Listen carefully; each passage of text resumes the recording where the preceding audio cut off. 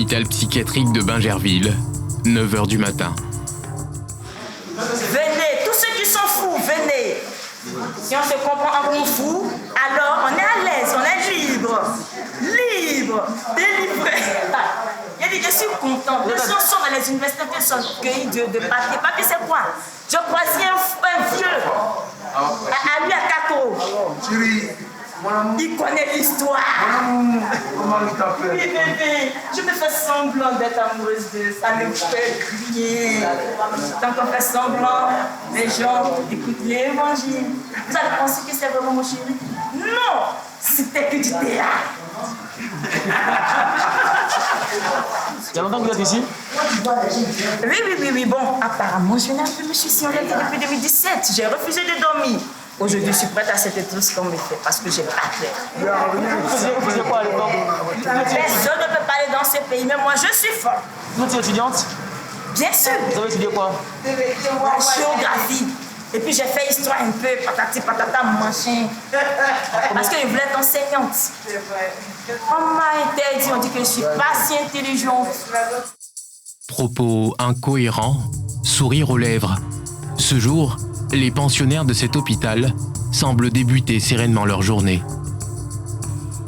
Du côté des soignants, le marathon commence par la distribution des médicaments. Non, ça tu vas prendre. Et puis avec du Valium, non. Tout le Valium, moi je suis dernier. Il n'a qu'à boire pour dormir. Il n'arrive même pas à dormir. Mais Kéré, il n'y a pas de médicament. Où est ta soeur? Je ne sais pas où elle est partie. Elle était assise ici quand il partait me laver. Mais il n'y a pas de médicament. Le médicament là est fini. D'accord. Il faut lui dire que le médicament là est fini. D'accord. Tiens ça là. Il reste au Valium seulement. Il faut boire ça là. On te pique, non? Ou bien on te pique? C'est ça, non? En dedans, hier, on m'a dit. Hier, oui. La sommation là pour combien? Les intérêts? Ça dépend de leur état, de l'évolution de leur état. Quand le médecin vient, il les examine selon son avis, il voit si ça va, il te libère. Si ça ne va pas aussi, il te garde. Généralement, elles font un an, passer un an ici.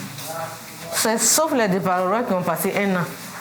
Sinon, les autres, une semaine, 2 semaines, 1 mois, 2 mois, 3 mois, pas un an. Sinon, on peut passer un an, mais ce n'est pas fréquent. Psychotropes, anxiolytiques, neuroleptiques, des médicaments qui agissent sur le cerveau pour calmer, entre autres, l'anxiété de ses patients. L'hôpital psychiatrique de Bingerville peut accueillir jusqu'à 100 malades. 28 infirmiers, 10 aides-soignants, 5 psychiatres assurent au quotidien les soins des patients. Fatou, 20 ans, est accompagné par son père et son oncle. Ses multiples crises, hallucinations et menaces de suicide inquiètent sa famille. C'est votre fille? C'est ma fille, oui. Elle vit avec vous? Elle vit avec moi. Donc, quand elle est sortie de la maison, mais elle en train de se déshabiller. Bon, je suis arrivé, effectivement, j'ai constaté. Mais depuis elle est née, elle n'a jamais eu ça. Non, elle n'a jamais eu ça. Quand elle tombe, là, elle fait des crises. Oui, oui. Elle fait des genre de convulsions. voilà. Et elle n'y a pas de salive, Non, elle fait salivation. Maintenant, Et quand elle finit, est-ce qu'elle se rappelle qu'elle a fait des crises? non, Son corps aussi ne chauffe pas. son corps ne chauffe pas. Elle est là comme ça, et puis un coup elle tombe. Mais ce que je voulais signaler, c'est qu'elle boit. Elle consomme l'alcool. Elle consomme l'alcool. Beaucoup. Beaucoup. Quel genre? L'alcool même, le goût, la liqueur même, vrai. Elle ne dit pas que les gens veulent la tuer ou bien qu'elle voit des choses. Si. Elle dit fait quoi? des hallucinations. Hallucinations auditives, visuelles. Visuelles comme auditives. Les infirmiers vont tenter d'établir un contact avec Fatou. Les yeux bouffis, la jeune fille les écoute, mais semble être dans un autre monde. Hein? Pourquoi tu bois? Pourquoi tu te déshabilles? Vous donnez la réponse. C'est pour t'aider, je pense. Donc tu peux parler. C'est pour t'aider. C'est pour t'aider. Nous sommes là, c'est pour t'aider. Tu entends des voix, il y a des voix qui te parlent. C'est elle qui dit de ne pas parler. Elle te menace, les voix que tu entends te menacent. Hein? Les voix là te disent quoi? Mais papa n'a pas attendre dehors, tu vas parler. Tu as peur de parler devant papa. Il n'a pas attendre dehors. Papa peut rester dehors si tu veux. Il est parti et puis tu Tu vas attendre et puis tu vas parler. Hein? T'as compris? Tu as compris? Hein?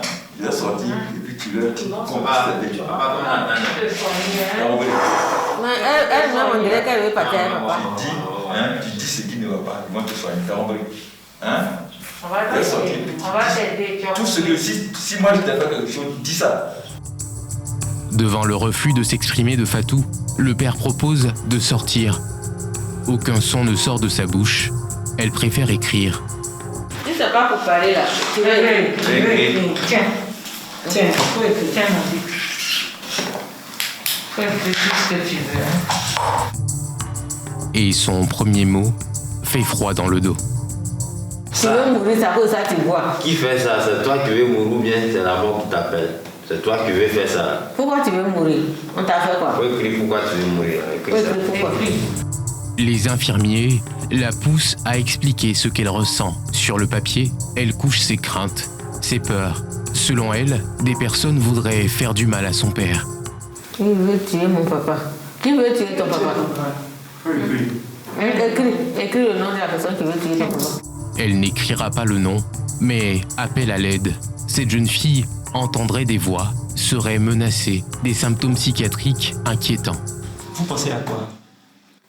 Pour le moment même là, c'est parce que c'est encore fou. Puisque pour le moment, elle ne fait que, voilà ce qu'elle a écrit. On veut tuer mon papa. Je ne sais pas, aidez-moi.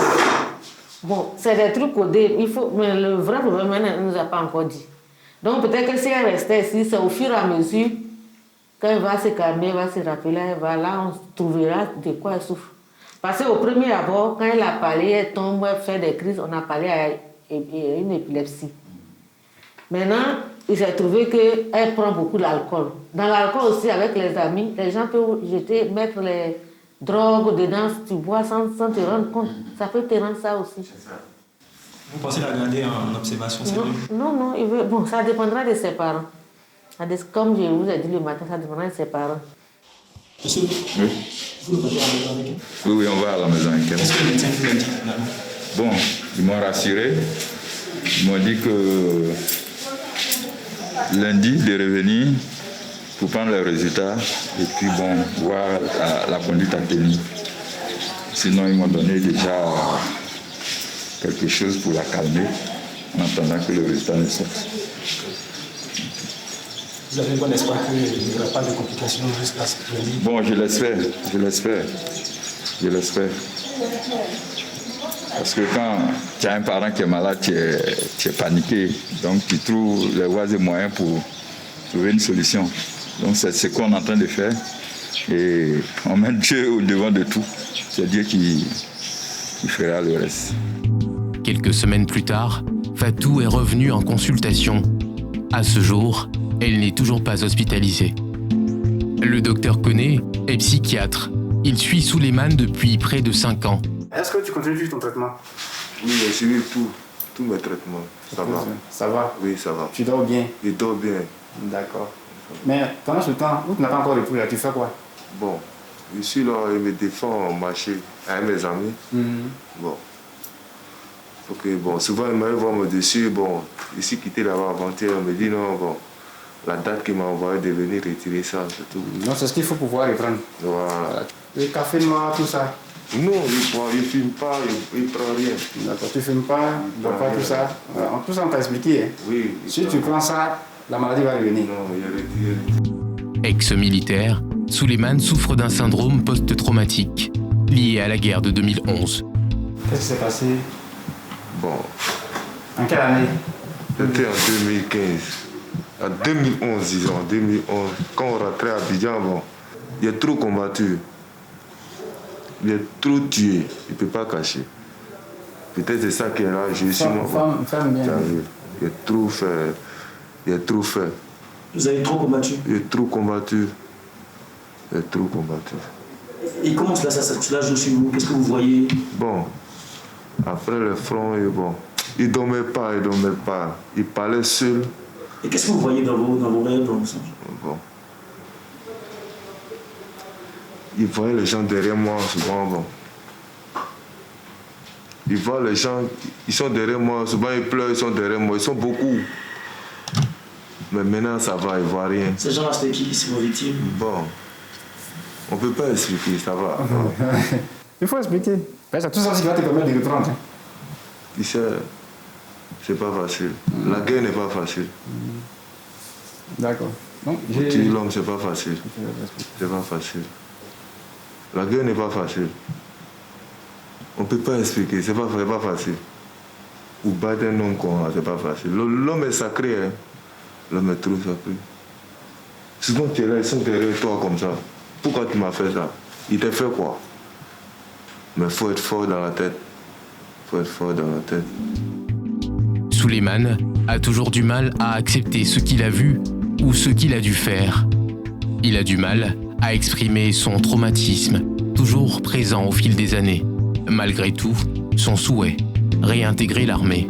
Moi, quand je t'ai vu, ça on te soignait, mais je t'ai dit qu'il y a un traumatisme derrière. Voilà. Tu ne t'es pas caché à moi, tu m'as dit la vérité. Et cette vérité-là, c'est vrai que je ne te dis pas d'aller dire ça dans la rue, parce que ça peut te mettre en danger. Mais devant quelqu'un qui est tenu par le secret, tu dois être capable de dire, ah, au front là, voilà ce qui s'est passé, voilà ce qui s'est passé, voilà ce qui s'est passé. Voilà ce que j'ai vu. Voilà, tu dois être capable de dire ça sans problème. Voilà. C'est quand on va arriver à ce stade-là, qu'on va dire que, voilà. Mais si jusque-là, tu n'arrives pas à revenir dessus, c'est pas bon.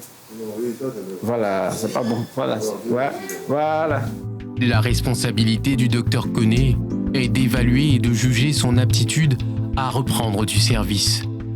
Voilà, il ne pourra pas reprendre maintenant. Voilà, on va chercher le dossier et puis on va voir. Voilà. Mais c'est vrai qu'il a repris tout ça, mais il faut continuer de l'accompagner. Si ce patient fait de réels progrès, il devra encore patienter avant de rejoindre les rangs des forces de l'ordre. En Côte d'Ivoire, les maladies psychiatriques sont encore tabous. Peur du jugement, croyances, manque d'informations, les malades sont souvent incompris. Et pourtant, une personne sur 4 souffrirait de troubles mentaux dans le monde.